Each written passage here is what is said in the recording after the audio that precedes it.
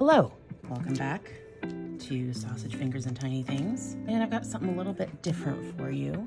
I'm kind of done with my Halloween tiny things. I've got an upcoming trip, so I can't spend too much time on that right now. But in the meantime, I made a purchase that I'm super excited about, and I just wanted to share my upcoming projects, plural. So right now I'm kind of into clay. So I wanted to get some molds because I just wanted to play with them, see what they're all about. I don't have very many, I have one, but I wanted something a little bit darker for my aesthetic. I found some molds that I really like.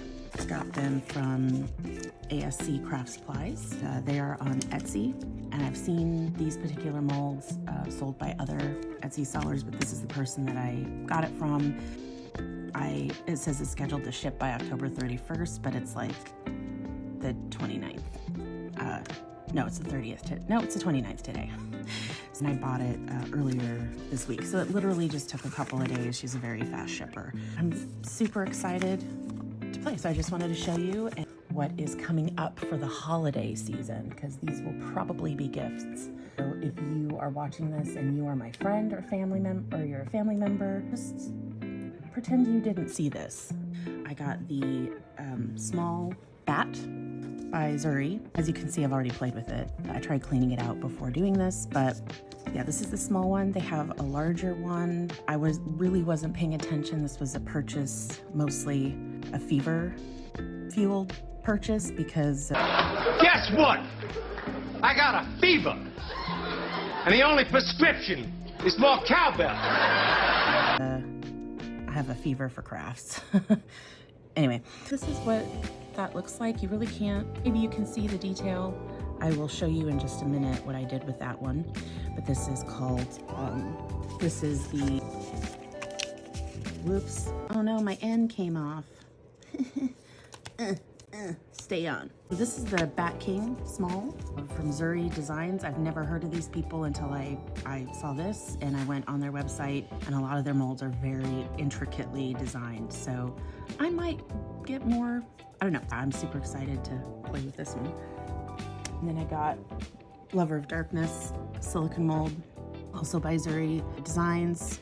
So as you can see, we've got really big moth, a couple of small ones, a beetle, several different sizes of skulls. So I wanted to try a few things because I wasn't sure which would work best for which medium. I'll start with this guy.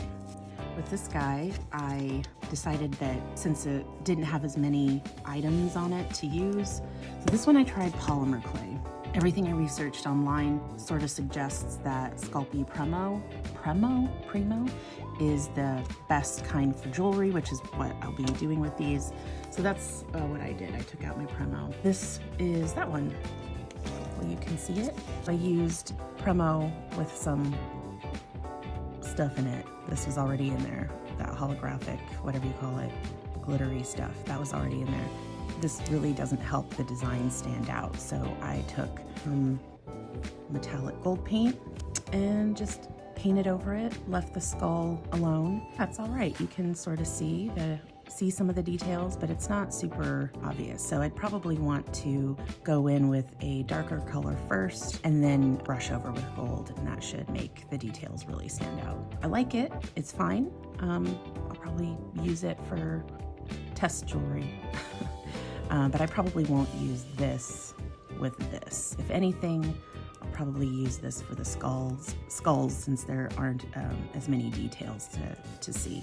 It's cute. I really like it, but I want more details, so noted. At the same time, I did this one, and I had an idea that I would put the glittery Primo into the skull first, because I wanted that to stand out, and then I added gold. I have some metallic gold Primo. Am I saying that right? Primo? And so anyway, I shoved it in around it.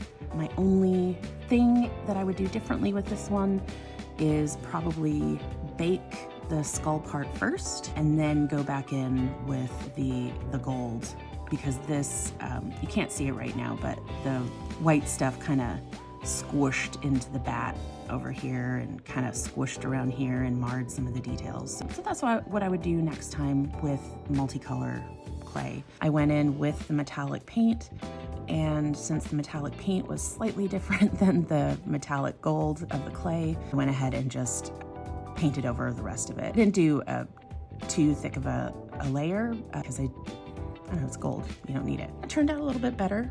I tried to darken the eyes. Again, with the details, I probably want to use a brighter or a lighter gold or something, because this is pretty by itself, you know. Gotta experiment, gotta try. I think this will make a cool, maybe a cool necklace or something for myself, or maybe somebody else will want it. I don't know. I decided with this one that I would try some air dry clay, and I used the DOS Stone air dry clay, DOS DAS, I think, or was it Ladal? I don't remember, but I used something like that. The white stuff, that's all cornstarch. I use cornstarch as well with the polymer clay, and that really helped get it out. I don't know if it would have gotten loose without it, but I was just trying to be proactively careful. So for this one, I didn't want to do this huge one. As you can see, I got excited and put some cornstarch in there to prepare, and then I'm like, I don't want to do that. Chose this one and this one to use with my air dry clay, as well as this skull and this skull. It's deep enough that I didn't think that the air dry clay would dry enough in the mold, so I left it for a little while and then took it out. You know, it's air dry, it wasn't dry quite yet, but here's what I got. So here's one skull. The detail is really great, and the air dry clay is not quite dry yet. You can see it's a little wet back there. So far it looks really great. I've cleaned it all up. I did a teeny tiny one. It was so cute, it's so tiny. Look at that. I think this one's probably mostly all the way dry. These will make great accents for the jewelry, I think. I did the moth. You can see that it didn't quite get into the mold there or there. It kept the detail. It's a little rough there, and it's still not dry, you can see here. I may pop this in the oven just to help a little bit. I don't know if that's how you treat air dry clay. This is an experiment right now. I'm pretty pleased with that one. The one that I was most excited about didn't quite turn out. I mean, it turned out, but it's very delicate. It was the beetle. The body of the beetle is just stunning. Look at that, and the wings and stuff. I kind of figured I'd run into problems with the feet. You can see that's a little, these are a little, they're gonna fall off. But overall, like, it really turned out well. There's some cracking there. Probably wouldn't use air dry clay for this, for gifts. I'd probably use it for decorations or something that won't be handled. So you can see there's a lot of cracking in the back here. But it, you know, I just wanted to see what it would look like with clay. So it looks pretty good.